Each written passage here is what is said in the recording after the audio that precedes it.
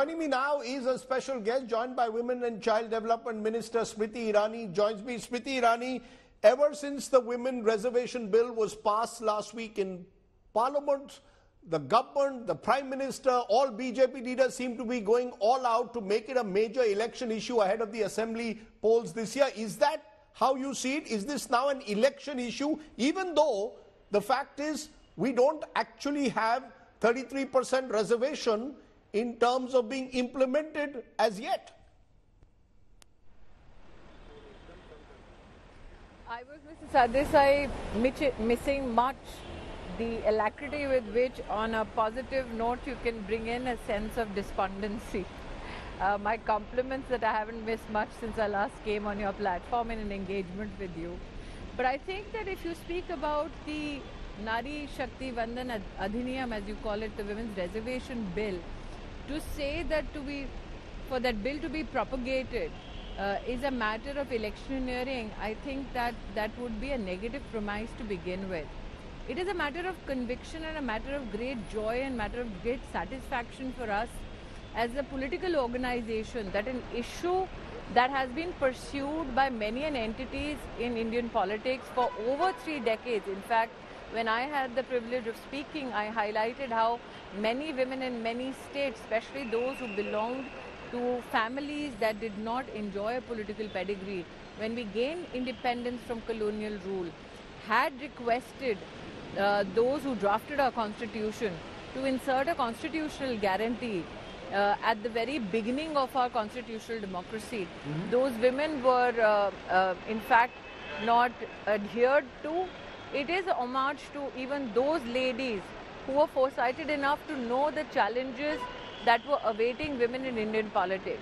I've also in my speech in Parliament highlighted how in 1971 the then government wanted to seek a report on the status of women through a committee that it constituted. And in 1974, when that report was published in chapter 7, the Bharatiya Janasangh then had pronounced emphatically that there needs to be a constitutional guarantee given to women so that they can receive the benefits of this reservation. And hence today, after 3 decades of many political leaders attempting to ensure that this privilege, this right is given to Indian women, to have a Prime Minister bear witness and a Prime Minister who actualized that demand, as Prime Minister Modi said, Sankalp se Siddhi tak ki yatra, in barely 72 hours of stepping into the new building of the new parliament, I think is not only historical but also is reflective of the magnificence of the Indian democratic system. So you don't think that you're telling me it's not an election weapon? Because many believe even the timing of the special session was done in a manner that it will be used by the BJP in the elections. I'm of the opinion,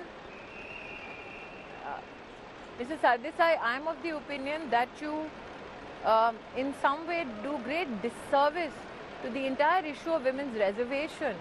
In fact, you diminish the capacity of what impact the Women's Reservation Bill not only has for my generation, but the future generation of female leaders in our country by weaponizing it for some political gain or traction in a debate.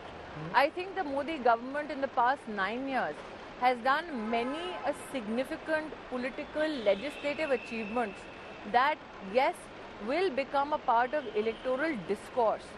But to say that BJP should be denied the propagation of the fact that we had this historical bill passed through both houses of parliament, that we managed to create, even if it was a compulsion for the opposition, unanimity on the subject, barring 2 people in the Lok Sabha, I think is doing, again, like I said, a great disservice to the aspirations of Indian women.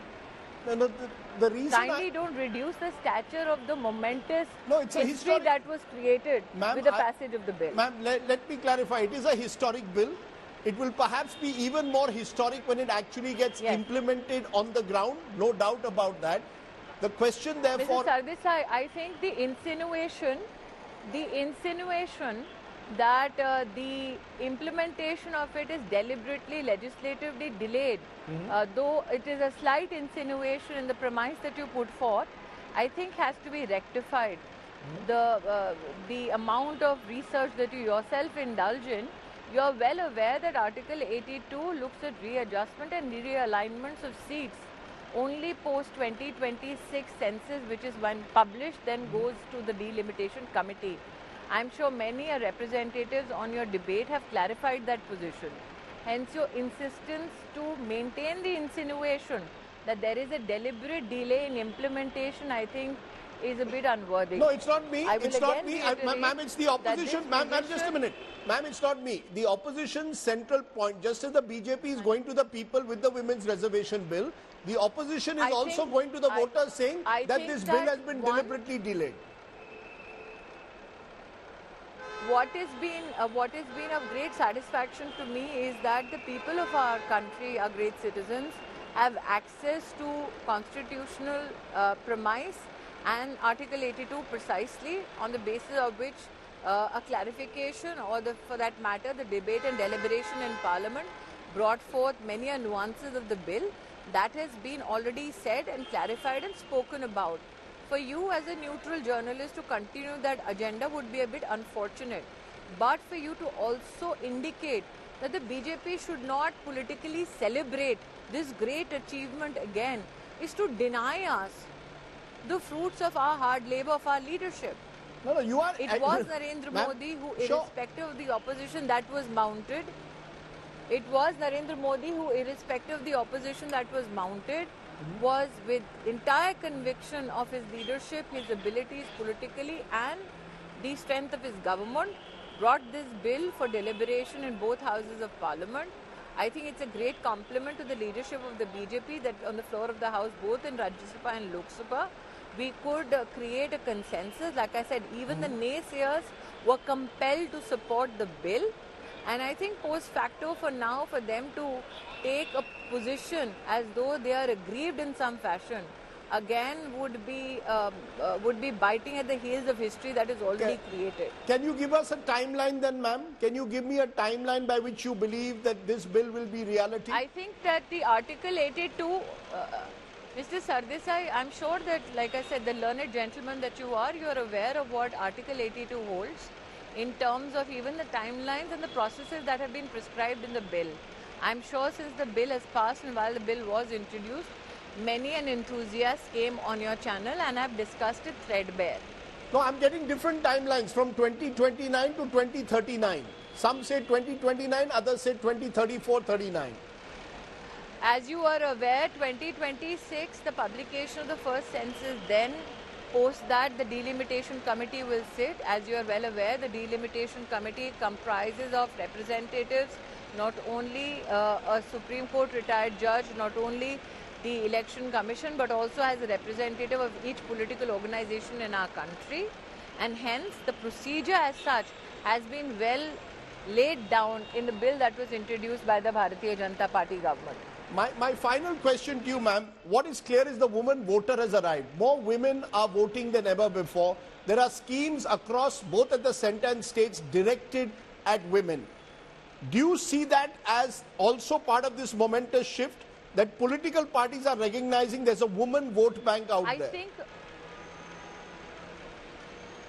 just to see the transition between the years when the Congress was in government and introduced the bill in Rajya Sabha and failed to sail through, if only the BJP had not stepped up in the Rajya Sabha then, they won't have managed the passage of the bill in the Congress era form that it was presented half-baked during the UPA era. From that time onwards, from 2010 to 2014, the Congress-led UPA deliberately allowed the bill to lapse in the Lok Sabha because they could not create a consensus within their own political associates for this particular bill, for this particular agenda. I think our country has transitioned much from that time. Today, not only do we have a decisive leader like Narendra Modi, who took that decision to ensure that women get the right that they have been fighting for decades. But also if you look at Narendra Modi's politics since 2014, he made the women's agenda at the very core, centralized it to his governance agenda. From building toilets from women, to having the first ever gender inclusion fund in the national education policy, to ensuring that homes that are built for the poor, it is prioritized that the woman of the household gets an equal share in the property as rights, to ensuring Ayushman Bharat prioritizes the health needs of women, to becoming the first Prime Minister ever to speak from the ramparts of the Red Fort about the availability of a sanitary pad, to becoming the Prime Minister who in both Houses of Parliament passed the medical termination of pregnancy at 24 weeks. This is a legislation that again was waiting for decades for women. So I think that much that was done by Prime Minister Modi in the past 9 years has set the template now in such a fashion in Indian politics that no political party had dared to take a position against Indian women, given the kind of political strength Narendra Modi as Prime Minister has given to the female agenda, to the issues of female citizens of our country. Ma'am, as a final question, as we said, we still don't know whether the timeline is 29, 34, 39. Different experts have different timelines. Given that, I would reiterate, I wouldn't talk about experts. I would talk as a legislature, part of the legislature who has never suffered lethargy. I will only say this again and again, reiterate, 26. Look at Article 82, all the viewers of your channels, particularly so that they are in no way misled by your premise. Need to read Article 82, the time, the year is prescribed in the article, the delimitation committee and the process I have already articulated, and the first election post that. so you're hopeful of 29. So you're hopeful of 29, but till 29, do you think it's possible that political parties give more? Narendra Modi. Do you think, ma'am, it is Mr. possible Sardesai, till 29? With Narendra Yes. Modi as... Yeah, go ahead. Yes, because Narendra Modi as Prime Minister, post 24 will ensure it. But given that, ma'am, if it's 29, do you think in the interim, all political parties must make a greater effort to give more tickets to women? Mamata Banerjee, to her credit, has given 40% tickets. Naveen Patnaik gave 33% tickets. Do you believe parties like yours and the Congress also need to follow suit? Mr. Sardesai, Mr. Sardesai, mine is the only political organization in the country that created reservation for women within our organization. If you think that Mamata Bandyopadhyay is a flag bearer of women's rights, I think looking at the tyranny of distance, you need to go and visit those villages in West Bengal where women were raped because they opposed Mamata Bandyopadhyay. You need to go and interview those families where women were not allowed back into their villages till such time that they were sexually assaulted by TMC Gundas. For you to hold Mamata Banerjee as the flag bearer of women's rights, knowing this information, I think is outrageous. Okay, so looking at the tyranny of distance, I'm only looking at the number of tickets. But do you still hope? The gruesome stories.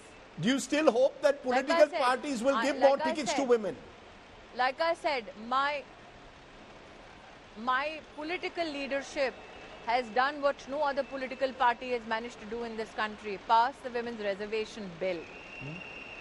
That is saying much more done by my leadership than any other political party that had the numbers in both Lok Sabha, Rajya Sabha, but ignored this demand for years on end by women of our country. Okay. My political leadership has proved its dedication to the women's agenda in the country. Smriti Irani, as combative as ever, always good to talk to you. Thank you very much for giving us your perspective. Thank you. Thank you.